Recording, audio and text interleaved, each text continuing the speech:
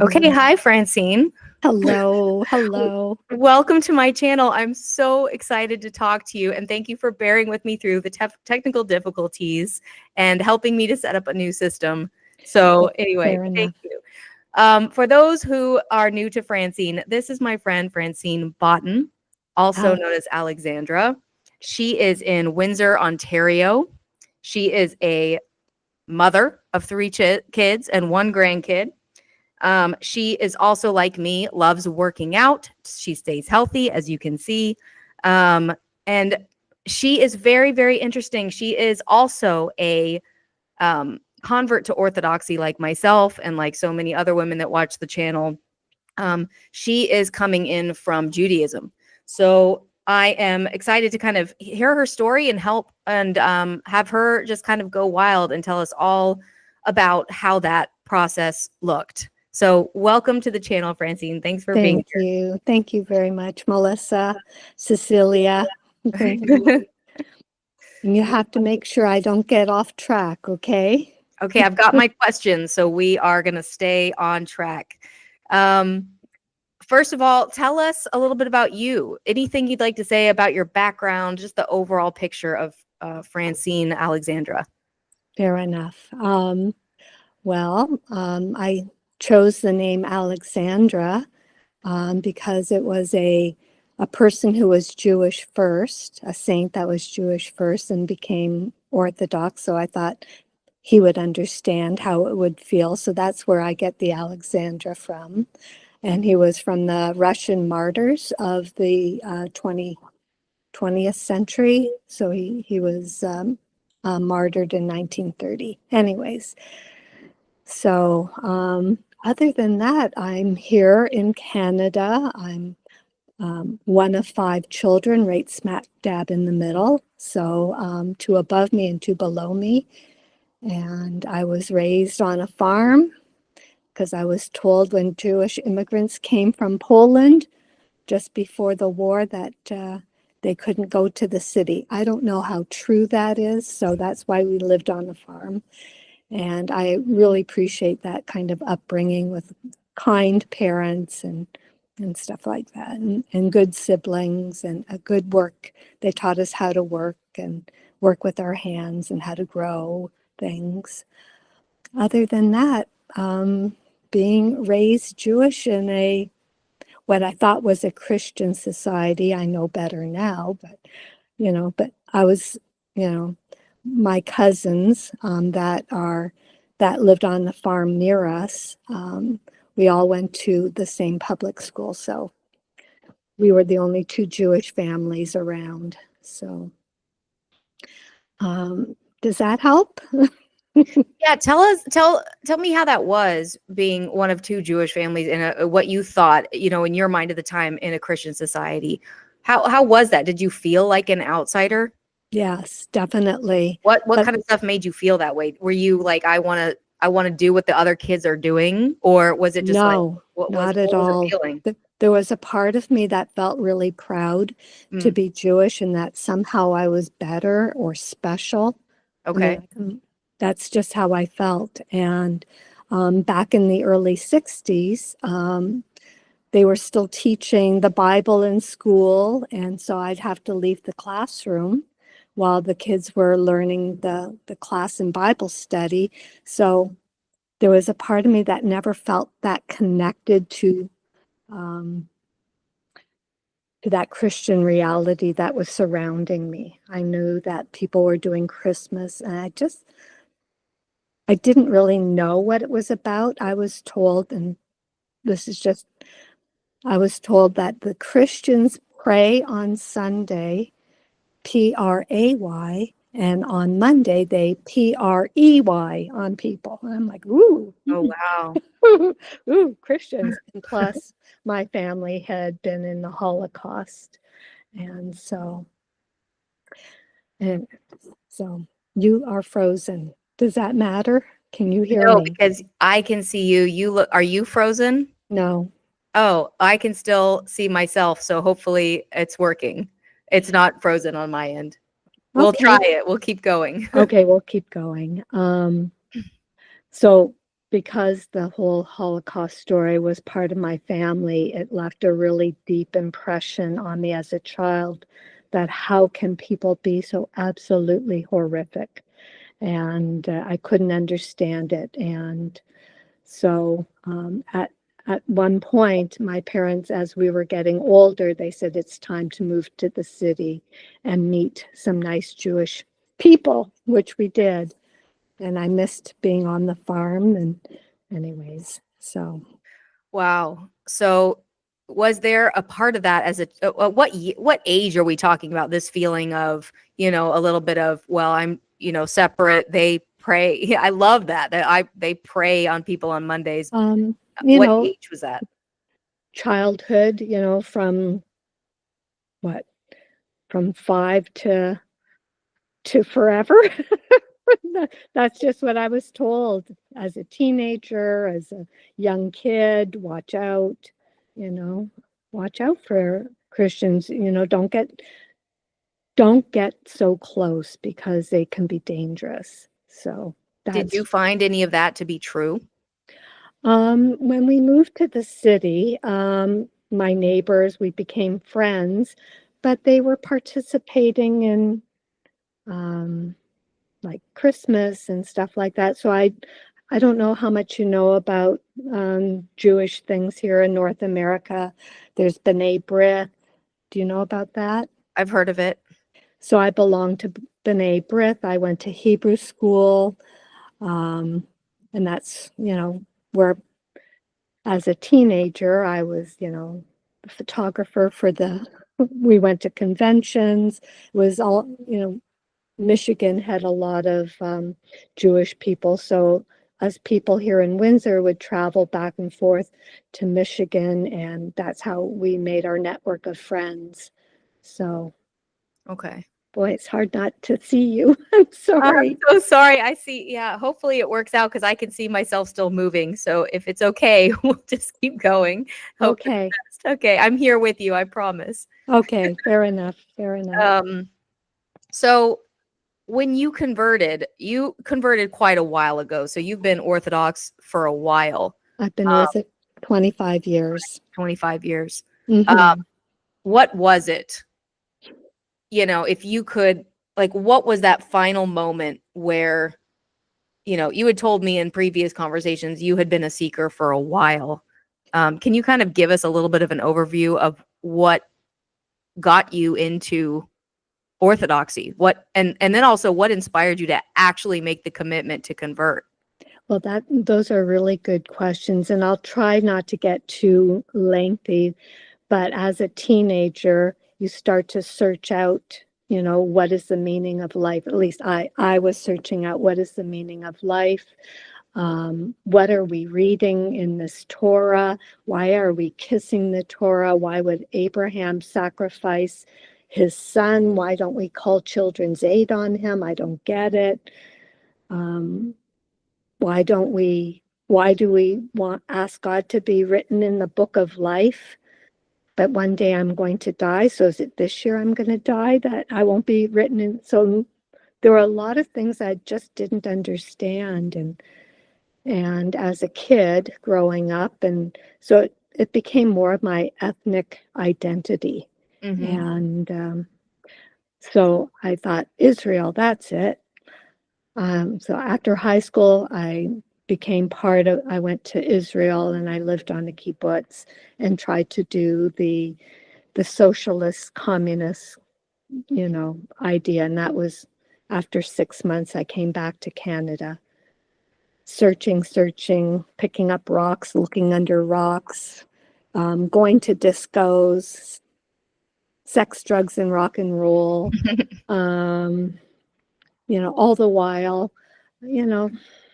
searching and looking so your journey, and sorry to interrupt. So when you went to Israel, it didn't exactly help your faith there. Was the intention was to kind of get closer to the faith, right? And then yeah, I think I was really searching for what the meaning of this faith was, which is like, is this our mythology? Or is this real? If this God is actually real, I want to know what is the who is this person who created the world in 6 days and rested on the seventh day? And why are all these prophets saying things that just seem so bizarre, but we walk around and we kiss it and we read it every Saturday? And so going to Israel was actually more secular than I thought. So a friend of mine, she decided to go to a religious, after 3 months, she moved out of the kibbutz we were on together and she went to a religious one. And it was all about wearing, clothing up to your wrists and Shabbos and keeping kosher and all of that. But I still like, who is God? Right. Who, There was who is this God thing? And so anyways, so most of my adult life was paying attention to being Jewish, but kind of playing around on the sides of like New Age things and mushroom experiences and those sorts of yoga and all those kinds of things that you're dabbling but you don't really stick with too long. And anyway, so then I started getting more serious. I got married to a nice Jewish boy that I met at a Jewish community center over in Detroit. You can't see my face, but I'm smiling. You Okay, told well, me, you told me you guys met at a Jewish singles event, right? Yes, at the Jewish Community Center in West Bloomfield, Michigan. Okay. He had just moved to West Bloomfield, and I happened to say, "Listen, in my heart, I said, it's time to settle down. I'm 28 years old. How many frogs can I kiss? That's it. That's it. I got to go to a place where I need to meet it.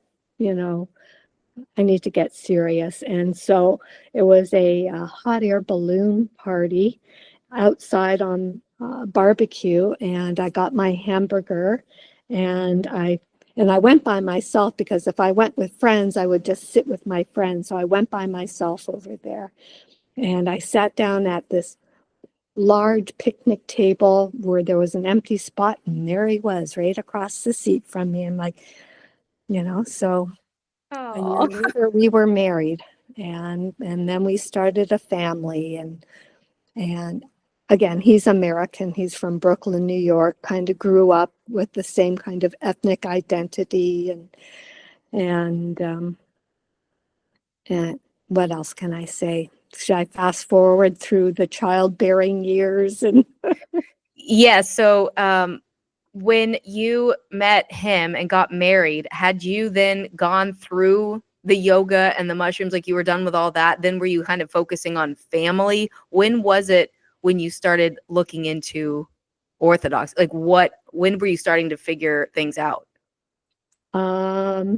I was still dabbling with yoga, not the mushrooms or anything like that, but more, working out, making Shabbos dinners, sometimes organizing Purim carnivals for the kids. And my husband was temple president, so we were getting more and more involved in the temple.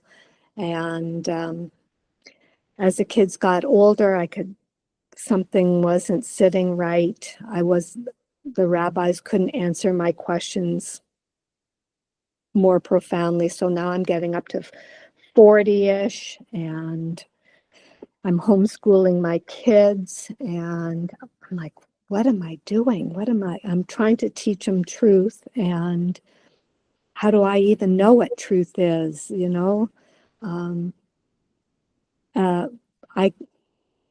I come from an idea where your value is on your education, your money, your lifestyle, taking trips, exploring, that kind of stuff. Of course, I didn't wear Gucci purses. I was kind of more of a hippie, a flower girl hippie. Mm-hmm. And when I was younger, so that kind of natural, organic, make your own baby food type of person. Okay. So I bet you were good at making your own baby food since you came from the farm. You're That's used true. to pickling, I'm sure. Yes, pickling. And I did. yeah, and nice meals and Yeah, baking bread. Okay. Giving birth in the living room, all those types of things. It But sounds like a free spirit. if we want to fast forward to where I kind of was at the crossroads of what this all means, and seeing myself naked spiritually,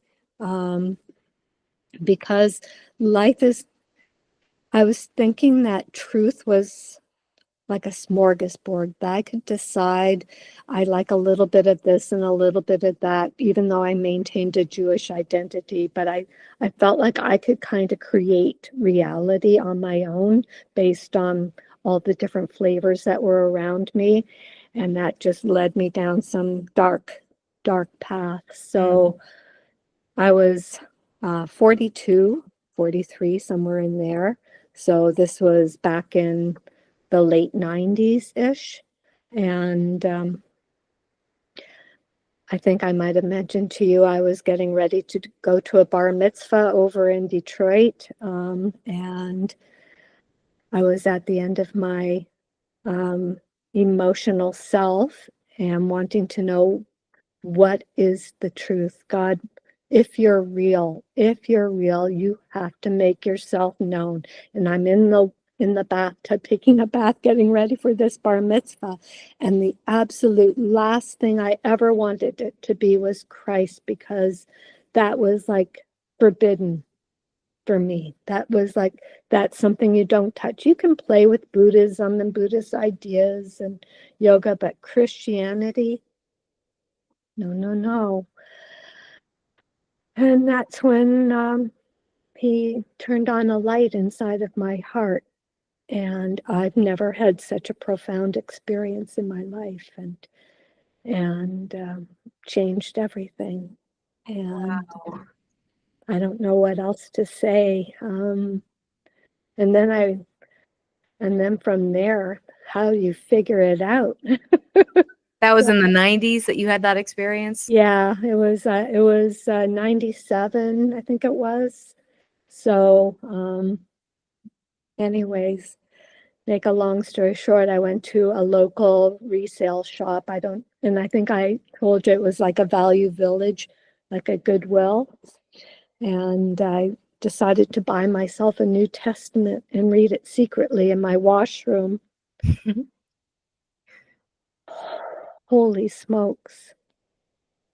I've never read anything like that before. I was like, it was so profound. And then I thought, what am I going to do? And I'm homeschooling my kids, and I didn't tell. I couldn't tell anybody. And I was, what am I going to do? What am I going to do? And so finally I told some homeschooling parents that I think I'm Christian, but I don't know what that really means. And they're like, you got to come to my church. And you got to come. And I'm like, no. And then you got to come to the Baptist. You got to come for fellowship. I'm like, no. So I thought, okay, Jews for Jesus. That I'll do. I'll try that. Okay. And so I did a little research, and I'm like, wow, gee, they only started 100 years ago. How could that be? What did Jews do before that? No, get that off. It was as easy as striking it off. Like, I didn't have to go to meetings. I didn't have to so I, okay, how am I going to figure this out? So a couple of friends of mine, they approached me and they said, Francine, would you like to learn Bible study? This is about 8 months after I became, in my heart, Christian, but didn't know where to go or what to do with it other than reading this Bible. And they were Orthodox. I'm like, I have no idea what that means, but I said yes. After all these homeschooling moms and Roman Catholics and Protestants said, please come. And I'm like, no. I don't know why something's saying no. Sorry, all you Protestants and Roman. Was it this is going to sound new agey and weird, but I don't know how else to say it. Was it their energy of No, what they it said? You know, wasn't. would you like to talk about orthodoxy versus like, come to my church? Like, It did you wasn't feel their. that or? No, their energy was lovely. They were lovely people, and there was something inside of my heart, that same voice that told me it was Christ, that said, no, I can't describe it any other way. And so these friends that I had known for a long time, my kids played with their kids. They lived a couple blocks away. So I sat with them and we went through like the gospel, and twice a week, I bawled my eyes out because I got to hear the interpretation of the early church fathers. It wasn't up to me to decide the interpretation. And I was used to that to a certain extent within Judaism, to a certain extent, because we weren't really allowed to make it up as we go along. Moses is Moses, and the Passover Seder's the Passover Seder, and so they spent time with me, teaching me and showing me, and I am so grateful. And so I started attending a church here in Windsor, and like being a catechumen, and I decided to tell my family what I was doing, and it wasn't pretty. It was really ugly, and it was really hard. And so after attending a parish here in Windsor, I wanted to be baptized really, really badly. And the priest said no. He was really afraid that my husband would come and burn down the church or something. So I decided I'm going to have to find somewhere else. So we went to this monastery over in Michigan, St. Sabas the Sanctified. He had just opened like a few months before, and he said he would baptize me. And so I was secretly baptized. My kids went away to a program at the library for the day, so I went with my godparents over to the monastery, and he baptized me completely, and I'll never forget it. I'm so grateful. So Wow. yeah, The story about the priest denying you baptism out it of was fear, hard. that's That that was must have been a huge hurdle, especially when you're so fragile. I was incredibly fragile, but God always holds you up. I'm still fragile. I'm still like 25 years into this, and I'm still a fragile being. And that's when I know that I have to lean on Christ and hold on to him, because I would have given up over and over again all the obstacles that were put in front of me. So here I am. And it's a long and convoluted story about my journey within Orthodoxy, because there's all these ethnic groups and there's no Jewish church out there. That's my ethnic, that's my ethnic identity. So I had to let go of a lot of stuff, a lot of deep roots that was really hard to let go of. But I do want to say one thing. I remember my first Passover Seder when I became Christian, and how amazing that it connected all these dots that I hadn't really like Moses. How did Moses live with Pharaoh in this beautiful palace and want to leave it all behind for the Jewish people? And I just find it, God is so amazing. The burning bush, all of that. The blood on the 3 posts, the matzah, all those things are such amazing symbols. Now, can you still see me or no? I can. No, you look great, and I can still see myself nodding along with you. So just imagine I'm Okay. nodding. I'm right with you. I'm so sorry you can't see me, but you're doing great. You look fantastic. I haven't even seen myself for a while. It's like my screens are both frozen. So give it up, Satan, okay?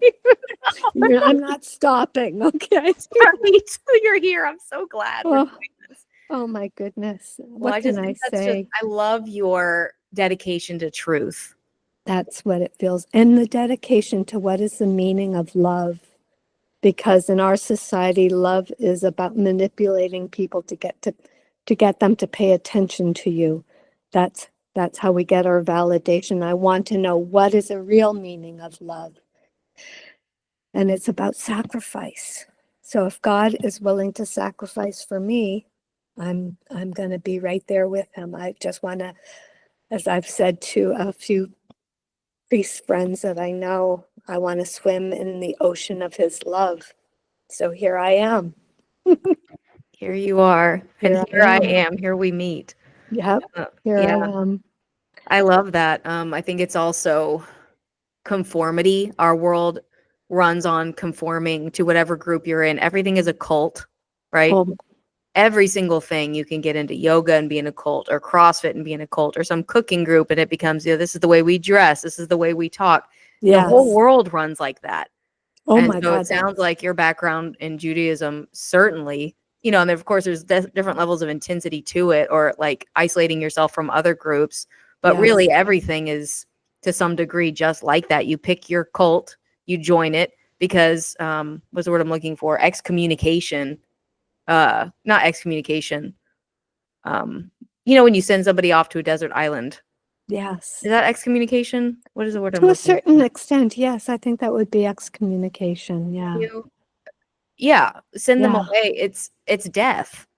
Yeah. So, back in the old day, when you send someone to an island, they really do die. But here, it's like if you don't fit in, you don't have a support system. So there is, of course, that talk of like, well, don't worry about what anybody else thinks. Just do you, girl. Well, the reality, though, is when you don't conform, if you don't have friends or a support system, you really are in trouble. So the world works by conforming. And what you're talking about is really scary, because it sounds like what you've done is give up that security of the group that you were in, and now you're walking or into the waters of truth. But it's Well said. Well said, my I have a friend. lot of respect for you, because that's a very difficult thing. And you were mentioning how your actual conversion process and telling your group was really traumatic and horrible. I have a lot of respect for that, because it's a very, very difficult thing to be different. Yeah, but I should be used to it by now. But It still hurts, doesn't it? I want to be liked still. So yesterday, I was up in Toronto, but anyways, long story short, I was told I belonged to a cult. And so it's still Yesterday you were told this? It's still a persecution. Yeah. Yep. Wow. And when you love people and you get past all the superficial realities that are surrounding us, and you see the truth, like what happened with the whole pandemic. That's a drop in the bucket compared to what I wish my family would understand what this truth is, but I can't get them. I can't get them to see it. Obviously, the thing that really helps me through it is like, if Christ came to earth and spoke to the Jewish people and spoke to the people in Jerusalem, who do I think I am that I can convince another person? If Christ is, like, let go of your ego, girlfriend, That's really profound. That's a beautiful way to look at that. Yeah, well, that's what gets me through it, because like, who do I think I am? I'm nobody. I mean, it sounds stupid, but I can't convince anybody. So I just go about doing what I can and trusting that God's got a plan. And I'm like, okay, it's been 25 years. Yeah, what's your plan? Come on. If you find out, will you tell me? Yeah, let me know. Thanks. I just clue me in. Let me know. Well, Anyways. that is just, yeah. I have a few more questions for you. Thank you for Okay. sharing all that. I just feel like you've been through the ringer, and I'm glad, and you're still in the game, you know? It's the ringer that that rings out your ego, because the ego is the troublemaker, right? Yes. It's got to be squeezed out of you. Well, I remember when I was quite a yogi myself, and I remember my goal was the dissolution of the ego. Good for you. So that was the goal in yoga, but it was to become one with the universe. That was the ultimate thing. And, that of course never really felt good. But I did understand there was a grain of truth in that, is getting rid of your ego. I could get behind that idea because I'm like, no, I'm not great. I've got major problems. So I understand that. But then the end goal was, it's like I had this vision of just drifting into space like particles, like AI, like I'm just going to merge with the universe, Wow. And so that was but I did know I wasn't happy, and I knew it was my ego. And now with orthodoxy, I'm like, okay, yoga did have a lot of truth, but it's of course not complete. Okay. So I understand why people get into these cults or whatever you will, because there is a lot of truth there, but it's just not the whole thing. That's right. I want the whole thing. I want to know why I'm alive, where I'm going, how I can treat people, how to be more peaceful. And the only thing that I have found that works is truth and orthodoxy. Do you find the same thing? I find that's the only thing that works, is the true dissolution of the ego is fighting the passions. And it's not quick. It's not like you can just meditate yourself out of it. No, it's real work. It's the whole matzo ball, I tell you. Yeah, it's real. It's real. And I am so grateful that Christ keeps on picking me up and carrying, and I'm so glad that you found it also, because it is a form of torture to be searching and not finding, It is horrible. It was horrible. I bet. I appreciate you saying that, and it's nice that you can relate. Like right before I found orthodoxy, I mean, I was in hell. I just was, I wanted the truth so badly and couldn't find it. I'm so glad you found it. Oh, thank God. Me too. Yeah, it's that pearl. It's a pearl of a great price, but I'm willing to pay the price. And I felt like it's a gift for people that need it. I needed it. No. Fair enough. I just needed it. Fair enough. Humpty Dumpty. So God put you back together again, huh? God, that's right. Oh gosh. All right. So trying to think of what we haven't. Did you have any huge culture shocks when you converted and had to do the headscarves and the skirts and was there any, or like you mentioned, there was some maybe issues with the ethnicity, like the ethnic churches? What was your biggest culture shock upon entering? Like, did you have expectations of like, this is what it's going to mean once I convert to Orthodoxy, and then what you actually experienced? Yes. Yeah. The headscarf and the skirts, like I went to a conservative, like I grew up in a conservative Orthodox. It sounds weird because there's Orthodox Jews and there's, so it was a Orthodox synagogue. And so I went to Hebrew school there. So I was used to the head coverings and women wearing dresses and women being separated. And, but the thing that was probably the biggest struggle for me within Orthodoxy is the ethnic part of things. And I went in thinking like every single Orthodox person in the church is there because they're just so profoundly Orthodox. And I found out that they're just like Jewish people a lot, that they're there just for the ethnic part. That's their ethnic identity. And please forgive me. I'm grateful that the church is still here and that they brought it to this country, but as some of the individuals were only there for the cultural part, and I did meet some really lovely truly Orthodox people that taught me a lot. So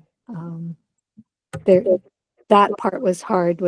I thought everybody was going to be super into being Orthodox, but some of them weren't, I think it's interesting that you say that. I had some shocks as well. I came from the conspiracy world. I thought when I walked into church, everyone was going to be a very learned conspiracy person, completely up to date on the big nine. You know what I'm talking about?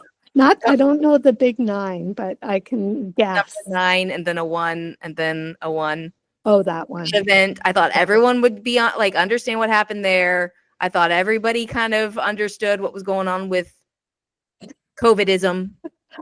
Yeah, So, well, when I found out, because I joined in 2021, I was right. shocked because I really thought I had arrived at Mecca of everyone who was awake, and I was just like, these are my people, every single one of them. I've arrived. I really was so deluded, and You're so funny. So it was not like that at all. And like yes, I noticed that it was a very cliquey, social, I was just shocked, and I had a lot of learning to do. Fair enough. It's funny that you mentioned conspiracy because I've kind of dabbled in it, but I'm not thoroughly knowledgeable in it. But when you just mentioned the 911 thing, and I remember when it was happening, and my husband's from New York, his brother is a professor at Fordham University, and that's a whole Michigan story. But anyways, so I was a licensed pilot, just private pilot. Anyways, and I remember seeing these big jets flying into the World Trade Center, and they're telling us that, these guys just kind of hijacked these airplanes and they could figure out, like, do you know how hard it is to figure this stuff out and to actually aim at, like, I'm like, this is not making any sense. Even us pilots, we know how hard it is. You got like the board in front of you that's got all this information that you have to interpret. So anyways. Well, did you also at the same time learn about Building 7 that just fell by itself in the same exact way? Wasn't that the weirdest thing? But you Don't can't talk about that. Don't worry about that. Yeah, like, Focus on the guys that just happened to you scratch your head and you just go, what? And I wanted to share a story with you, and I know maybe you want to ask more questions, but is it okay if I share a story about the pandemic? Yes, please. That's my favorite topic. Okay, good. Okay, so this is a little bit long with the information. I decided I was thinking I wanted to possibly run an Airbnb in my house in 2019. And I'm talking to my neighbor who runs an Airbnb in his house. And I'm asking questions back and forth over several months. And one day he says, Francine, or he didn't call me Alexandra because nobody knows me other than the church. Francine, I've got this young couple. He's from Russia. She is from Iran. And they booked my Airbnb for a week, but they have to leave. Do you want to try it out and see what it's like?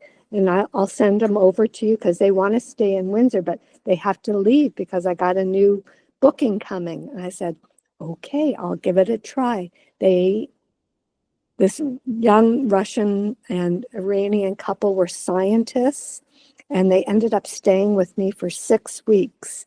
So November of 2019 to mid-December. And they were working at the university.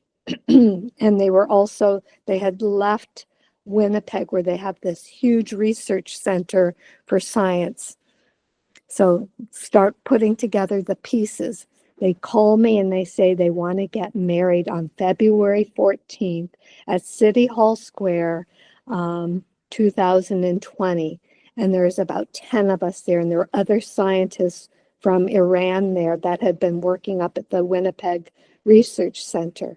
And they told us that something had happened in China, that this virus, and that has been man manipulated. I'm like, yeah, whatever. What are you talking about? And so my husband and I are like, what are you talking? watch out, something's happening. This virus has been manipulated. And then a month later, we were in lockdown. And I'm like, that never forgot about these people. And they've since disappeared. I don't know where they are. I tried to call them and I can't get through to them. Anyways, so that was just the first ingredient of knowing that something weird was happening. And so anyways, I just want to share that story. That's interesting. So you got a little extra heads up of something weird happening. Yeah. Yeah, that's very strange. I wonder who they were. Yeah. So all of a sudden I'm getting an echo from my voice. Okay, it stopped. So that was just one of many incredibly weird, profound things that I'm so grateful. And I think the most disturbing part is I was led to believe in my deepest heart that the church was the body of God and that it's an organic reality, that even the dust on the floor is holy. And when they lock down the churches, and I'm like, what? This is like, so our church didn't. Am I allowed to say that publicly? Here we go. We might have to edit this. And to watch so many of my friends follow and believe what the media was saying, I was gobsmacked. I was like, how can you tell me how? And then when they finally opened the churches here in Canada, which was completely mishigas, they were wearing masks in church. They were doing communion with, oh my God, I was like, do you not believe that this is the body and blood of Christ? How dare you insult Christ? How dare you? I was so heartbroken to see these people behave this way. Anyways, that's it. That's a good story. I'm muting my mic whenever you talk, so I think that was the feedback. So I'm going to try to mute when you talk, and I think that'll fix the problem. Luckily for me, it's interesting that you had that, and I love that you had such a strong reaction about why are you insulting Christ. I was joining right in March or April, right when everything was going on, and I was being. We had issues too. I've switched churches since then, but it was a little heartbreaking. I was very confused. It was like I was in cognitive dissonance because one part of me was like, this is supposed to be the place. And the other part of me, but I was like, but there's truth that's really apparent that's not happening here. So I completely had a similar experience to you there. Yeah, fair enough. And, you know, it showed me that we still have to be vigilant in our faith and go, you know, we submit. I hope I'm saying this correctly. Like we submit to the church, the Orthodox Church, and we still have our brain and our heart, and we choose which priests and clergy that we are obedient to, you know, to the best of our ability. So yeah, I'm with you on that. And you were telling me a little bit that you have a spiritual father that you trust and who is a good man. So you do have some kind of backbone there that you can go to if something is wonky somewhere else. Well, it's funny, and I'm gonna mention his name. Okay, here we go. So I got a computer, laptop computer. I think it was 2020, and I figured out YouTube, and I found some of his YouTube channel, some of his YouTube videos, and he was just starting. I think I was one of 6,000 subscribers, I think you call it, or people that kind of, anyways. And so I wrote to him and I said, and I liked what he was saying about the pandemic. And I'm like, wow, like this is amazing. And I wrote to him, I said, would you be my spiritual father? Because I had no spiritual father up until then. I had the priest didn't speak a word of English by the time I got back to Windsor. Anyways, and he said yes. I was like, that's amazing. Thank you, God. Sometimes it's working. Sometimes the wait is worth it. If Good it point. works out if we just wait, and it's so frustrating, because you want everything to happen now, but then sometimes the best thing that you could never expect will happen if you wait. Fair Sounds like enough. that happened to you. Is that right? Yes, yeah. So as I was Orthodox for 20 years without really a spiritual guide. I could ask questions of my godparents and stuff, but this type of spiritual father made a big difference. So it really helped a lot. And I don't want to go into too many details about my journey through a couple of different Orthodox churches. It's not that important, but anyways. Okay. Let's see if there's anything else. This is pretty good. I'm loving this conversation. Well, I Very am too, interesting, girlfriend. I am Francine, too. So just a good, I just love it.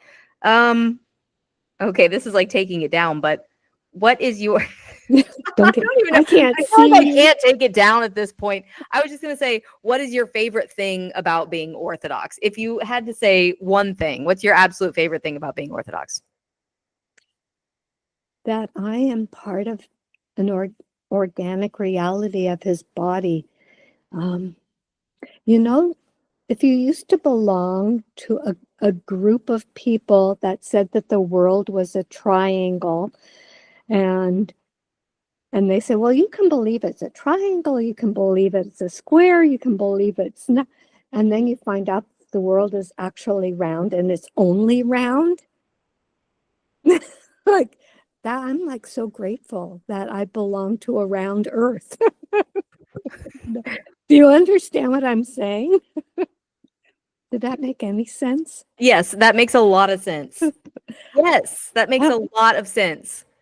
I love that it sounds like what I heard is that there is an objective truth in a world where we've been told, you know what, you just make your own truth.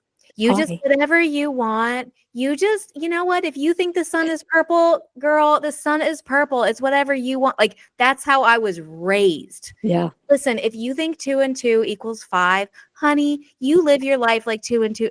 And so it was horribly disorienting for me. And I would say I agree with you that my favorite thing also about Orthodoxy is it's objective truth. Yeah. And we're in it. We've joined it. We've done the ritual. I am staking my flag in objective truth land. Yeah.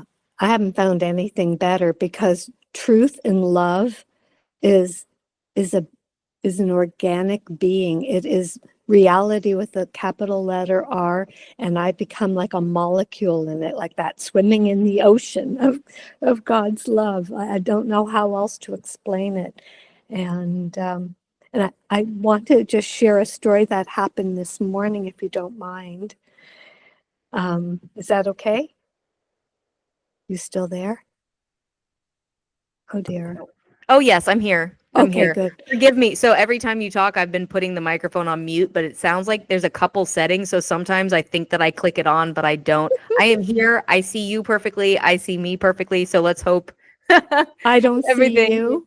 I just did my fingers crossed again, and Francine and I had said we don't do that. We're Orthodox. We do the sign of the cross. So I hope that God bless this podcast. Well, I don't see you and I don't see myself, so I'm kind of flying blind here. If I'm looking off in different directions, I'm trying to stay focused. But so this morning when I was doing my prayer rule, and I'm on my knees and I'm crying because I am so nervous about talking to you today, because I might say things that might hurt my Jewish family or hurt my friends that are Orthodox, and I just don't want to do that. So I'm on my knees and I'm crying, and I'm like, okay, get up, go.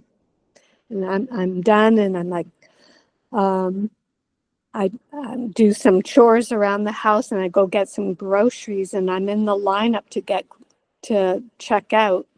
And there's this young fellow that's standing right behind me. I don't know why. We just start talking, and he's from Syria, and he's a Christian. And I'm like, oh my God, thank you. And I decide to tell him I don't know. I don't even know his name at that point. I decided to tell him I'm going to be talking to a young lady today. My first time on a YouTube channel talking publicly. And I am as scared as SHIT. And he goes, they should be afraid of you because you're going to tell the truth. And I'm like, I started crying right there in the grocery store. That's so sweet. That is so And sweet. I was like, so great. I'm like, thank you, God, for sending me this person that just I like randomly happened to be a Syrian. He speaks Aramaic, and I'm like, it's time to get serious. Here I am talking I to love you. that. Trying to get starting to get serious with this Syrian guy. What a great pick me up. And Yeah, that's it was. true. You are telling the truth. When I first, and I love that you're nervous. The first time I did a podcast, I was so nervous. I couldn't sleep the night before. And like now, literally, I wake up. I'm so used to it that I like wake up. You've seen my little prologue. I'll grab it. It's like 6 a.m. I haven't brushed Wow. my I teeth. know. Love the prologue. I love the prologue. You know, Well, anyway, love it.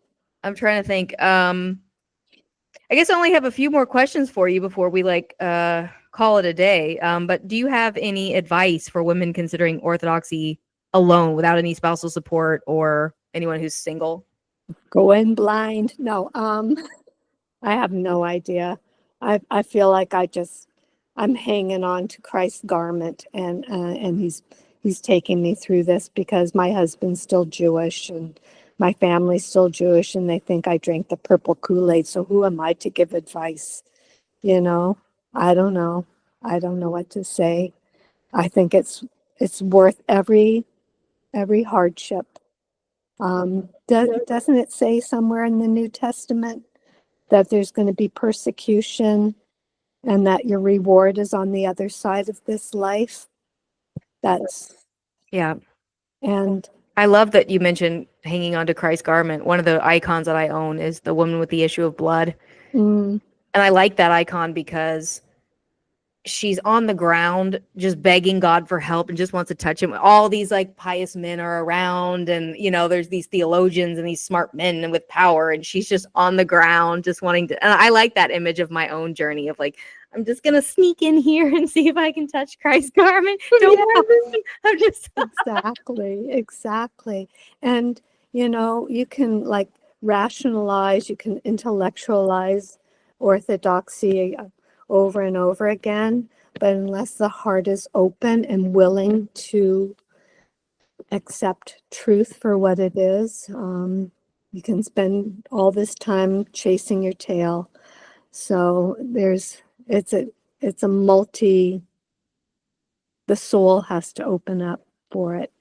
right. So a young woman, old woman, I think we're more inclined to emotional, being more open that way might be more difficult for men. Excuse me, and that's a generalized thought, because sometimes I see on the computer people having debates, theology debates, and I'm like, I couldn't debate a theology. My heart is open. And God's leading me. So for women, maybe that's what's best. I don't know. I love that. But we're winging it and we're going in. I do want to say something interesting. Sometimes Protestants or Roman Catholics will say, what's the matter with those Jews? How come they don't get it? And I'm like, well, how come you don't get it?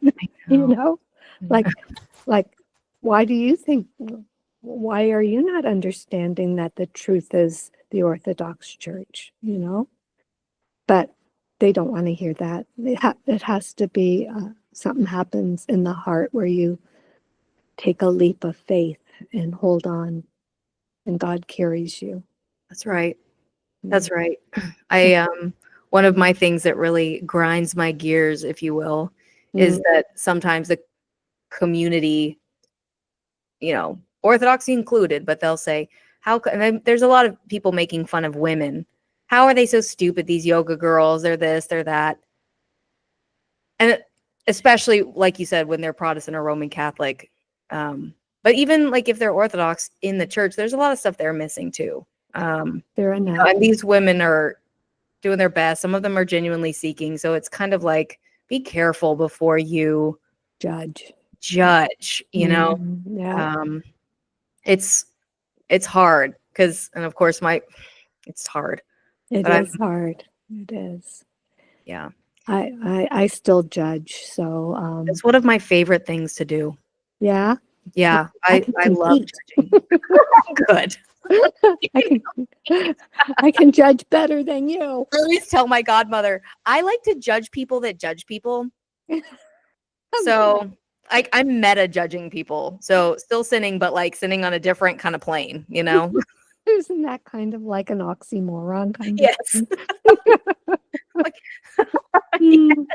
Anyways. yeah. So I want to ask you, like you said you read the prologue every day? I love the prologue. Not every day. That's my intention. If I wake up early enough, that's my first thing that I read is the children's book, from Greece. I forgot what it's called. I just put it away. Book. Yeah, I'll have to get up. And then, so it's like a children's saint book from Greece, Potamitis Publishing. It's literally a children's saint book, and it has one saint a day. It's a Synaxarion for kids, and it takes a second. But the prologue, yeah, I love the prologue. Me too. It's a must. I think for me, the lives of the saints are really important. They really strike me more than anything. I like their the things that they say, the last words that they say before they're martyred or before they die. And I need a lot of edifying because I'm very secular, and it really keeps me grounded. Sometimes when I read the early saints, I'm like, I can barely stub my toe or cope without my morning coffee, let alone like having somebody, tear off my skin. But I'm thinking these days, it's not about a physical thing. There's psychological persecution. I think that's what's happening now. This whole, you don't take the vaccine. You don't, truth is whatever you want it to be. Who are you to judge? You're a man, you're a woman. I don't know. I've got at the gym, there's a man who identifies as a woman in the women's change room. Like, what like, what is going on? Is this at your gym? Mm-hmm. Wow. Mm-hmm. I saw him putting on makeup, and I'm like, your whole body language is still so masculine. Like, come on, but anyways. It's scary. I think, I don't know about your projections. I was going to ask you one of the questions, but the projections, and I like what you said about, we're not facing kind of physical things. It is a mental warfare, like psychological warfare, culture creation, psychological warfare for our minds through a lot of through AI, but it's like programming us with our phones. And so, I want to see what you think about this, but I was thinking in the next, 10 to 20 years, because if you're not grounded in the Orthodox faith, you are going to fly off the handle and not know what to believe. So, and maybe not, maybe you have some grounding and some, but I don't know. I think in 20 years, we're going to see some wild stuff. I don't know what it's going to look like. And, I want to be prepared when the world goes crazy. It's, I know I'm a lot older than you. Not a lot older, but I'm old enough. But anyway, I was born the same year that St. Nikolai Velimirovich passed away. So I feel very grateful for that, because he wrote the prologue. Anyways, about the future. And I felt like I didn't grow up with computers and stuff like that. So I already had a pretty firm foundation in some stuff. I'm thinking now with computers and how much it kind of distorts things. And I've been told that whatever YouTube throws at you on, whatever they kind of put on your YouTube, I don't know what it's called. Anyways, whatever they put on, that's kind of what you believe truth to be. So it's that, there's a word for it, an algorithm. That's it. Yeah, and I think what you were trying to say, if I'm correct, yeah, okay, I'm on, is echo chamber. Echo chamber. So like if your algorithm, let's say I'm a liberal, I don't know, and I'm super like Black Lives Matter, right? Okay. Like I'm really angry about racism. Okay. And so I start looking at Instagram reels that are like all these white people doing really mean things to Black people. Now that's the algorithm. So they're going to show me more examples of how terrible white people are to Black people. And then I'm going to start getting in chat rooms and it's going to be an echo chamber of like, I think this, yeah, I think this too. I think this too. And all your entire world, especially because of how isolated we are, is feeding back to you. Racism exists. The world is terrible in this specific way. I think you're making a very, very good point. And that's that whole how the YouTube sets that algorithm. Because I don't have Instagram or whatever those other things are, but and I plan on not doing it. But if you believe that truth exists because the algorithm sends it to you, then what did people do before algorithms? They were just, they didn't know what truth was. Like, that doesn't even make any sense. Do you know what I mean? I do know what you mean. Yeah. Truth existed before an algorithm came onto the planet. Right. So, but I do feel badly for the young people if they do not have a firm foundation in orthodoxy, because they're going to go crazy. I'm already witnessing, sad situations of people becoming mentally ill and suffering from anxiety and depression, and it's all spiritual. It's all a spiritual reality. They just don't see it. They're just stuck in their own head, and they're stuck in their own self-love and self-absorbed, and can't get out of their own way. Yet, God willing, they will open up, but it's scary what's going on. Yeah, we have no idea. And like you said about not being able to control the people in your environment, like who am I when even Christ was they chose not to follow truth when he was right in front. God was literally right in front of them. Yeah. And they chose not only to not do it, but to kill him. I mean, just horrible. We don't know. So I love that you said that, because actually my friend Jamie was making this point in her podcast the other day, is how we would love to control our environment and make sure everyone knows the truth and make sure everyone's happy, but we can't. We can't. Yeah. We really can't. There's very little that's actually in our control, and without God's help, nothing is in our control. So it is humbling, isn't it? Like I'm with you. I wish everyone would convert, because it would make my life easier. Because I feel lonely being Orthodox sometimes in a world where everybody, like my family, is atheist for the most part, and they're wonderful people. And when for me, when I get a little bit deeper, I feel lonely, because I would love for them to share this with me. Yeah. And but it's up to God, it's up to them, and there's nothing I can do, and it's frustrating and it's humbling, and it's just like, okay, well, I guess I'll just go to sleep and wake up again and make a pizza and just do what I do and go to church on Sunday. Yes. So I don't mean to be flippant about it, but it's very difficult. It's very difficult to literally to give up the ego death, if you will, Francine Alexandra, ego death, trying to think that I could, convert anyone. And it's a tough one. And it's also, I don't know if you've had, it's very difficult to be around someone who thinks they're right so much. I just listen. I try to keep my heart open and love. Try to love the best you can. That's what God's giving. Like if you want to make toast, you can put the toast in the toaster, but if you don't plug it in, you can't make toast. Anyway, sorry. That's very good. Can you hear me okay? Yeah, I can. Okay, great. I can. Okay. I love talking to you. I do feel the loneliness that you feel, even in a room full of people sometimes, because I feel like I'm on this path by myself, and then God hits me over the head and says, get a life. Come on. There's saints all around you, and get a life.